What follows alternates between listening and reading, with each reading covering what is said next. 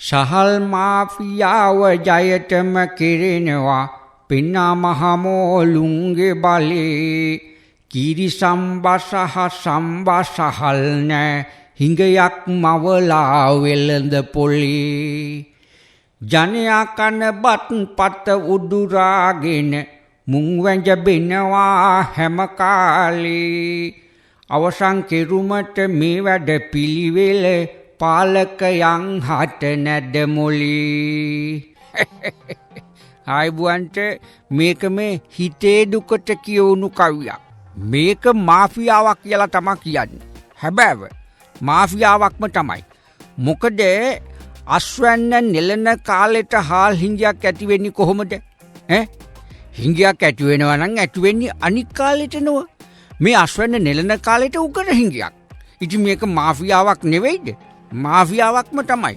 ආයිබුවන්ට කීරි සම්බා kilo එකක් රුපියල් 310ත් 320ත් අතර මිලකටත් සම්බා කිලෝවක් රුපියල් 270ත් 290ත් අතර මිලකටත්ලු විකුණන්නේ ඕම් බලමුකෝ ඒකත් හැමෝටම ගන්න බෑ කඩහිමියට හිතවත්ම අයට තමයි ඒ මිලටවත් ගන්න පුළුවන් ඒ කියන්නේ කඩකාරයාගේ හිතවතුන්ට විතරයි ඒවා කන්න පුළුවන් අනේ සම්දුක්කාරේ මෙහෙමත් රටක් හැබැයිටම මේ හාල් මාෆියාවේ හොඳම කෑල්ල මොකක්ද දන්නවද? හාල් ගත්තම බිලක් දෙන්නේ නැහැ. බිලක් කිල්ලුවොත් එහෙම ඉංග්‍රීසියෙන් අදර් ඒ කියන්නේ වෙනත් කියලා සඳහන් වෙච්ච බිල් එකක් තමයි දෙන්නේ. මොකද ඒක අපිට සූත්‍රේ දන්නවද? එහෙම කරාම වැඩි මිලට හාල් අලෙවි කරයි කියලා පාරිභෝගික කටයුතු පිළිබඳ අධිකාරියට පැමිණිල්ලක් කරන්න බෑනුව? කොහොමද කඩකාරයාගේ වැඩේ? මෝල් කාර්යාටම සැට් වෙන කඩකාරයා. පට්ට.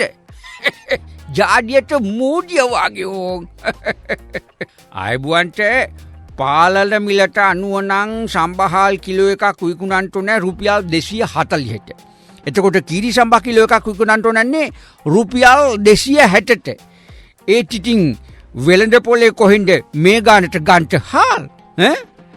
ඇත්තටම මේ මාෆියාව නතර කරන්ට බැරිද? පුළුවන්. ඒ කොහොමද? අර පෑම් පාරෙන්